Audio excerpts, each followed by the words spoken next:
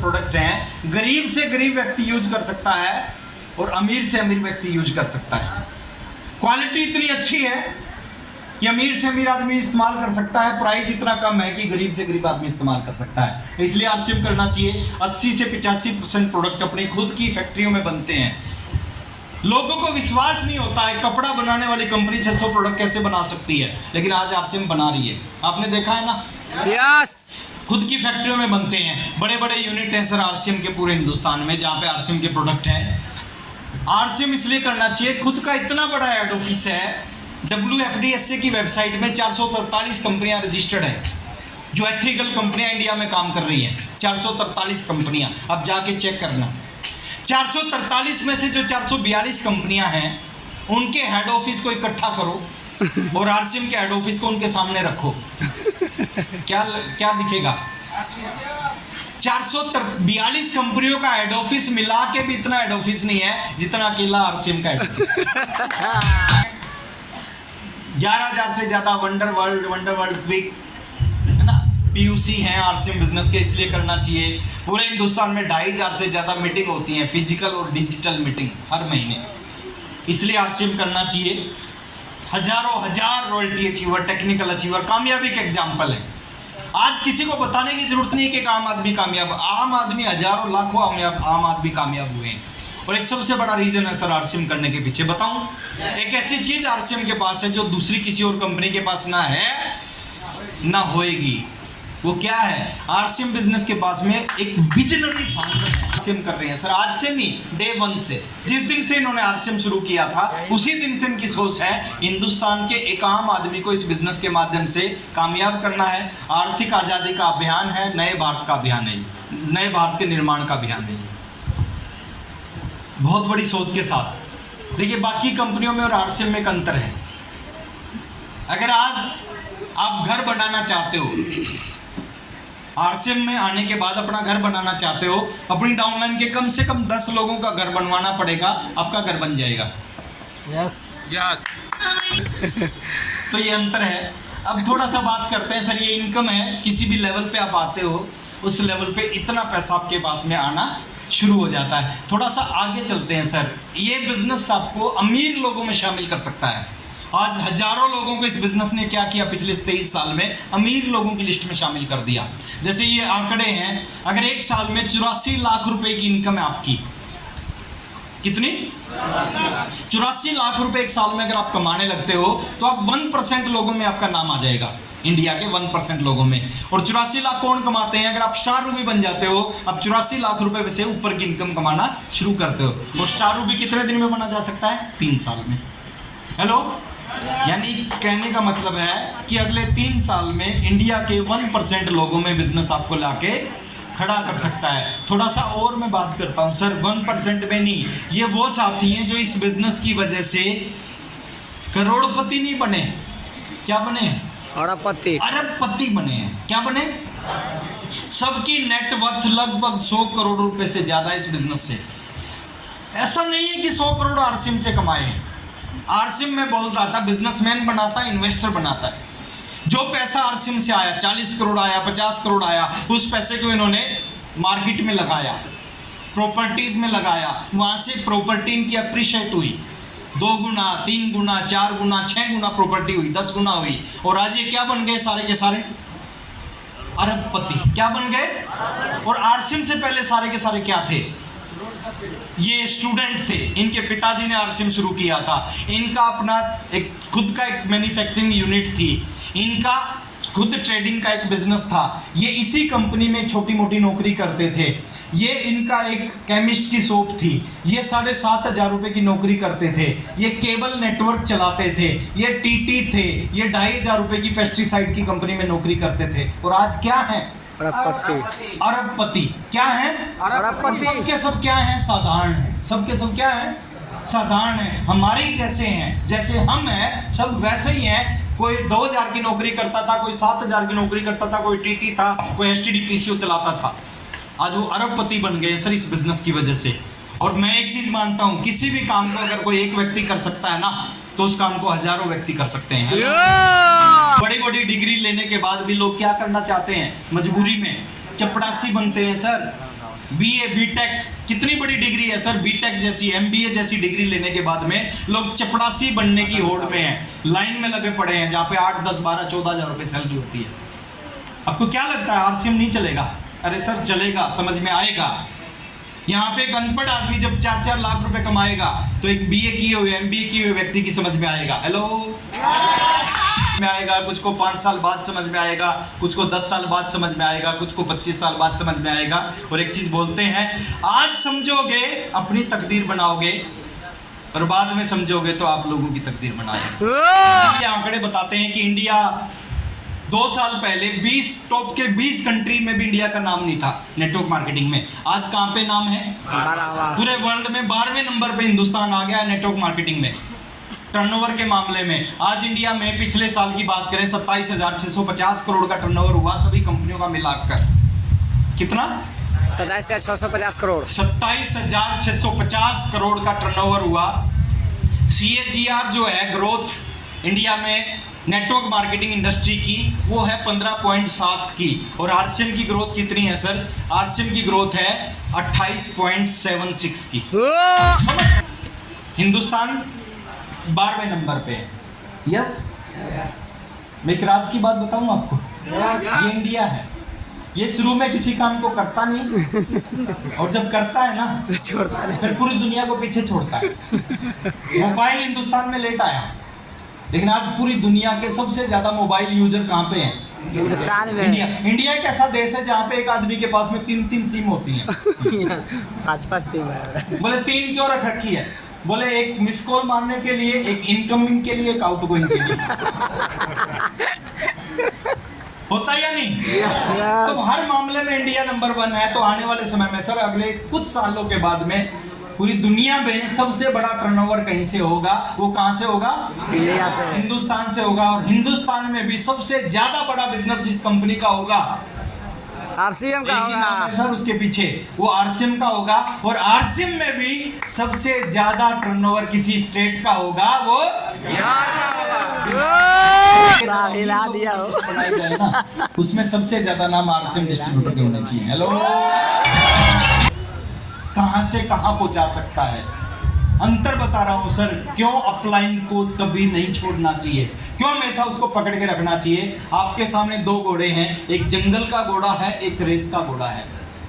Hello, ये पूरी जिंदगी जोड़ता है, पूरी जिंदगी जोड़ता है, दौड़ने के बाद भी इसको कुछ नहीं मिलता। ये एक रेस दौड़ता है 400 मीटर की, 600 मीटर की, 1 किलोमीटर की, 2 किलोमीटर की, और करोड़ों रुपए कमाता है। क्यों?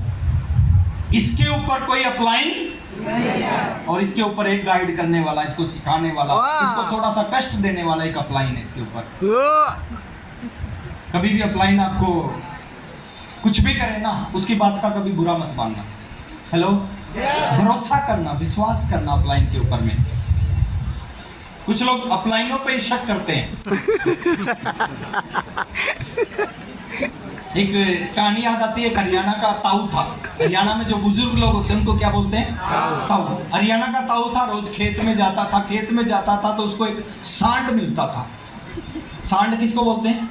सांड, बैल के बच्चा, गाय के बच्चा को। हाँ, गाय का हस्बैंड होता है उसको सांड बोलते हैं। सांड मिलता था, सांड के सींग गोल थे। और ताऊ क्या सोचता था? ताऊ सोचता था जो मेरा सिर है और ये गाय के जो सींग हैं, जो सांड के सींग है, सिर अंदर भी जा सकता है और आसानी से बाहर भी आ सकता है। उसको शक हो गया। एक दिन वो जा रहा था, सांड मिला, उसने सांड को रोक लिया। ऐसे सांड रुक गया, उसने सींग पकड़े और अपने सिर को उसमें डाल दिया। अब सिर अंदर चला गया सींगों के। अब जब सिर सींगों के अंदर चला गया, थोड़ी देर बाद उस ताऊ ने सिर को बाहर निकालने का प्रयास किया। और जैसे ही बाहर निकालने का प्रयास किया, जो सिर था उस सींगों में फंस गया। और जब फंस गया तो उसने जोर लगाया, और जैसे जोर लगाया तो सांड डर गया। और सांड डर गया तो सांड उस ताऊ को लेके भाग गया। अब सिर फंसा हुआ है, ताऊ को लेके भाग रहा है। एक पेड़ था, पेड़ के ऊपर सांड ने एक बार ताऊ को ऐसे मारा और एक बार, जब ताऊ को एक बार ऐसे मारा तो ताऊ दूर जाके निकल के गिरा। और दूर गिरने के बाद में कुछ लड़के आ रहे थे, उन्होंने कहा, उनको देखा ताऊ दूर गिरा है, बोले ताऊ लगी तो नहीं? तो ताऊ ने जवाब दिया, बोले भाई लगी तो है, लेकिन जो वहम था ना वो वहम निकल गया। है ना, वो वहम निकलना चाहिए सर। ये आपको बहुत आगे पहुंचा सकते हैं, है ना। इनमें आप अपने अपलाइन को है, बड़ी सफलता के लिए क्या जरूरी है, हाथ पैर अपने चलाएं और दिमाग। लेकिन कुछ लोग उल्टा करते हैं, कुछ लोग हाथ पैर कहते हैं अपलाइन के चलने चाहिए, दिमाग मेरा चलना चाहिए। उनको कभी कामयाबी नहीं मिल सकती। रूल नंबर 1 क्या कहता है सर? रूल नंबर 1 कहता है अपलाइन इज ऑलवेज राइट। वो आपसे आगे है, आप जहां देख रहे हो आपसे दूर उसको दिखता है, आपके ऊपर बैठा है वो। रूल नंबर 2 क्या कहता है? अगर आपको लगे कि अपलाइन गलत है तो देन सी रूल नंबर 1। और रूल नंबर 1 क्या है? Upline is always right. ये दुनिया का सबसे आसान बिजनेस है, ये दुनिया का सबसे बड़ा बिजनेस है। आसान क्यों है और बड़ा क्यों है, जानना चाहते हो? यस। आसान इसलिए है, हर कैटेगरी का व्यक्ति इसको कर रहा है। क्या एक डॉक्टर बॉर्डर पे जाके युद्ध लड़ सकता है? नहीं। क्या एक सैनिक किसी का ऑपरेशन कर सकता है? नहीं। क्या एक सीए खेती कर सकता है? क्या किसान सीए वाला काम कर सकता है? नो। लेकिन इस बिजनेस को कौन कर रहा है? एक डॉक्टर भी कर रहा है, एक सीए भी कर रहा है, एक किसान भी कर रहा है, स्टूडेंट भी कर रहा है, हाउसवाइफ भी कर रहे हैं, सब तरह के लोग कर रहे हैं। इसका मतलब क्या है? ये दुनिया का सबसे आसान बिजनेस है। आसान है तभी तो कर रहे हैं ना। यस। और ये दुनिया का सबसे बड़ा बिजनेस। बड़ा बिजनेस है। बड़ा क्यों है सर? आप बिना पैसे लगाए 1000-2000 का सामान खरीद के आरसीएम को शुरू करते हो, कुछ समय बाद आपका 5000 का बिजनेस होने लगता है, कुछ समय बाद 50000 का बिजनेस होने लगता है, कुछ समय बाद 2 लाख का एक बिजनेस होने लगता है महीने का, कुछ समय बाद 5 लाख का होने लगता है, 25 लाख रुपए का बिजनेस होने लगता है। ना कोई दुकान खोलनी, ना कोई फैक्ट्री लगानी, ना कोई स्टाफ रखना। आपके सामने ये जो साथी बैठे हैं ना सर, एक महीने का करोड़ों का बिजनेस होता है और इनकी कोई दुकान नहीं है, ना कोई फैक्ट्री है, ना कोई स्टाफ रख रखा है इन्होंने, फिर भी करोड़ों का बिजनेस होता है। कुछ समय बाद 20-20 करोड़ का, साल का 200-200 करोड़ का, 500-500 करोड़ का बिजनेस होता है सर एक व्यक्ति का। ये बहुत बड़ा बिजनेस है। लगाया उसने भी 0 था। थोड़ा सा आगे चलते हैं। कामयाबी का यही सूत्र है सर इस बिजनेस में कि आप किसी भी काम को ट्राई करोगे तो क्या हो जाओगे? फेल। 99 नहीं 100% लोग किसी भी काम को करते हैं और फिर क्या हो जाते हैं? फेल होने के बाद में 99% लोग क्या करते हैं? छोड़ देते हैं, दोबारा कभी उस काम को नहीं करते। और 1% लोग क्या करते हैं? फेल होने के बाद फिर ट्राई करते हैं और फिर फेल होते हैं, और फिर ट्राई करते हैं, फिर फेल होते हैं, फिर ट्राई करते हैं, फिर फेल, फिर ट्राई, फिर फेल, फिर ट्राई। वो जब तक ट्राई करते रहते हैं, जब तक ट्राई करते हैं, जब तक ट्राई करते हैं, जब तक वो सक्सेस ना हो जाए। कितने परसेंट? 1%। 99 क्या करते हैं? फेल होने के बाद दोबारा कभी उस काम को, आप फील्ड में जाओगे बहुत सारे लोग कहेंगे आरसीएम है, हमने भी ज्वाइन किया था 10 साल पहले, कुछ नहीं हुआ। वो कौन है? ट्राई करने वाला जो एक बार फेल हुए उसके बाद उन्होंने आरसीएम नहीं किया। और फेल कौन होता है? फेल वो होता है जो कुछ करता है, जो कुछ नहीं करता वो कभी फेल होता ही नहीं होता। है। जो निकम्मा है, घर पे बैठा रहता, कोई काम नहीं करता, वो कभी फेल नहीं होता नहीं है। होता। मेरी वाइफ है सुदेश, वो आज तक भी घोड़े से गिरी ही नहीं। पता है क्यों नहीं गिरी? क्योंकि आज तक वो घोड़े पे चढ़ी ही नहीं। कौन गिरेगा? और जो कभी चढ़ेगा नहीं तो गिरेगा। कभी नहीं गिरेगा। तो फेल कौन होता है सर? जो कुछ करता है, जो कुछ नहीं करता वो कभी फेल नहीं होता। थोड़ा सा आगे लेके चलता हूँ। बिजनेस आपसे कुछ नहीं मांगता, ये आपकी एज क्या है, आपका धर्म क्या है, आपकी हाइट क्या है, कुछ नहीं मांगता। टैलेंट, फैमिली, एक्सपीरियंस, इन्वेस्टमेंट, आप लेडीज हैं, जेंट्स है, कुछ नहीं। क्वालिफिकेशन कुछ नहीं मांगता सर। चपरासी की नौकरी चाहिए, वहां पे पूछते हैं कितने पढ़े लिखे हो। आरसीएम बिजनेस में एक अनपढ़ आदमी भी इसमें टेक्निकल अचीवर है। अनपढ़ आदमी भी रूबी जैसे लेवल पे 3.5 लाख रुपए महीना कमाता है। हेलो, तो आप गोरे हो, काले हो, सब किसी भी तरह के व्यक्ति हो, आप इसमें कामयाब हो सकते हैं। हेलो, ये कुछ नहीं मांगता तो क्या मांगता है? बताओ क्या मांगता है? एक ही चीज मांगता है सर, आपके अंदर आग कितनी है? Hello, yes. एक बार आसमान में 2 पक्षी उड़ रहे थे, एक चिड़िया का बच्चा आसमान में उड़ रहे थे आराम से। अचानक एक रॉकेट उनके बराबर से निकला और ऊपर गया, ऊपर की स्पीड से गया, बहुत तेज। चिड़िया के छोटे बच्चे ने उस रॉकेट को देखने के बाद अपनी माँ को पूछा, माँ जो ये ऊपर की तरफ रॉकेट, ये जो पक्षी गया है, ये कौन सा पक्षी था? अब उसने पहली बार देखा इतनी स्पीड से किसी को ऊपर जाते हुए। उसने कहा जो इतनी स्पीड से ऊपर गया है ये कौन सा पक्षी था? तो चिड़िया की माँ ने उसको देख के जवाब दिया कि बेटा ये मेरे को नहीं पता है कौन सा पक्षी था, लेकिन मेरे को ये पता है ये इतनी ऊपर इसलिए गया है, इसकी पूंछ में आग लगी हुई थी। आग लगेगी, आग लगाइए। आज के बाद आपको कोई कहना नहीं चलेगा, बोलना कि अब चलेगा पूंछ में आग लगा लो। आग लगी हुई है, बोल दोगे? यस। थोड़ा सा आगे लेके चलता हूँ सर। ये शब्द है ना, हिंदुस्तान का इस शब्द ने बट्ठा बैठा दी। बैठा बैठा जिसका बिजनेस नहीं चलता वो क्या बोलता है? लख गड़बड़ मेरी है। किस्मत खराब थी इसलिए नहीं चला। इससे बड़ा रोल नहीं होता सर किस्मत का, 1% से बड़ा रोल नहीं होता। किस्मत की रियल डेफिनेशन होती है सर कि आपको काम करना पड़ता है, लेबर अंडर कर। आपको सही दिशा में आपको जाना है पटना और आप चल रहे हो मोतिहारी की तरफ, कभी पटना पहुंचोगे? नो। नहीं पहुंचोगे सर। आपकी डायरेक्शन सही होनी चाहिए, लेबर अंडर करेक्ट नॉलेज। सही दिशा में सही जानकारी के साथ में काम करोगे तो आपको मिल जाएगा। और इस चीज का रोल कितना है? 99। 1% चांस है किस्मत की वजह से। आपकी जमीन है, बीच से हाईवे निकल गया, लाखों की जमीन करोड़ों में पहुंच गई, वो 1% चांस है। 99% आपको सही दिशा में सही जानकारी के साथ में मेहनत करनी पड़ती है, उसको बोलते हैं किस्मत। थोड़ा सा और आगे लेके चलता हूँ आपको, ये चीज आपके साथ होगी। जैसे एक आदमी आगे बढ़ने का प्रयास कर रहा है और दो हरामखोर उसको पीछे खींच रहे हैं, ऐसा आपके साथ में होगा। अच्छा मेरे को पहले एक चीज बताना, आप ये वाले हो या पीछे वाले दो में से हो? आगे वाला। कुछ ये भी बैठे होंगे। मैं चाहता हूं सर अगले 3 साल दुनिया आपको पीछे खींचने की पूरी कोशिश करेगी, बस आप पीछे मत हटना, मैं चाहता हूं। यस। ये कौन है सर? ये हमारे पड़ोसी, दोस्त, रिश्तेदार। मेरे को बहुत रोकने की कोशिश की। मेरे चाचा जी इंडियन एयरफोर्स में जॉब करते थे, मैंने उनको प्लान दिखाया, उन्होंने पता क्या जवाब दिया? उन्होंने कहा राकेश, प्लान को बीच में उन्होंने कहा राकेश मैं बताता हूँ, बोले तेरे पिताजी ने और तेरे दादाजी ने खूब इज्जत कमाई, पैसा नहीं कमाया, तू उनकी इज्जत को बढ़ा नहीं सकता तो कम से कम इस तरह का काम करके उनकी इज्जत को खत्म मत कर। पढ़ाई कर, पढ़ाई के बाद मेरी तरह कोई नौकरी करना। मेरे दूसरे चाचा जी थे, टायरों की एजेंसी थी, एमआरएफ की एजेंसी। मैं उनके पास गया, मैंने उनको प्लान दिखाया। प्लान को देखने के बाद उन्होंने कहा मैं बताता हूँ बिजनेस क्या है। दो प्रोडक्ट थे उस समय। उन्होंने कहा ये बिजनेस कंपनी को तुम मिल गए हो कमाऊ भूत।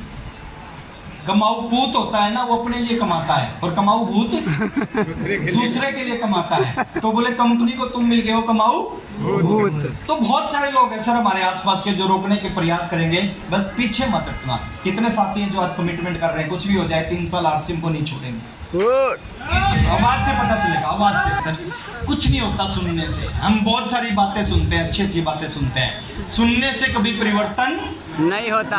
परिवर्तन कब आता है?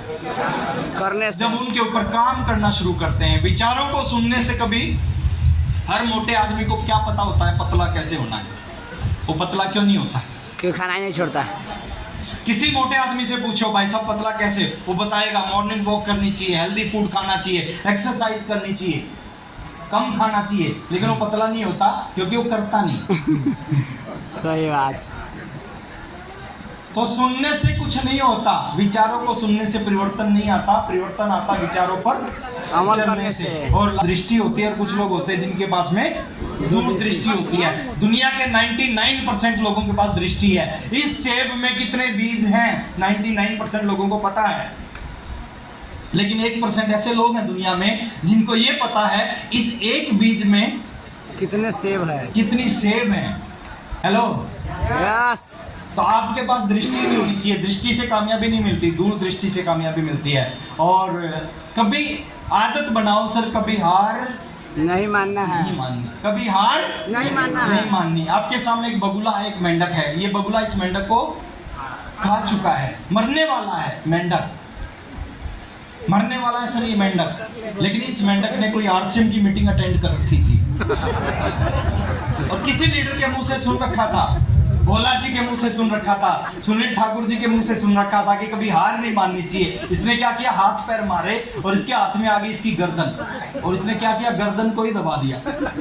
और जब गर्दन दबी इसकी चोंच खुल गई और इसकी जिंदगी बच गई। एक मेंढक को समझ में आ गया हार नहीं माननी चाहिए। हम क्या है?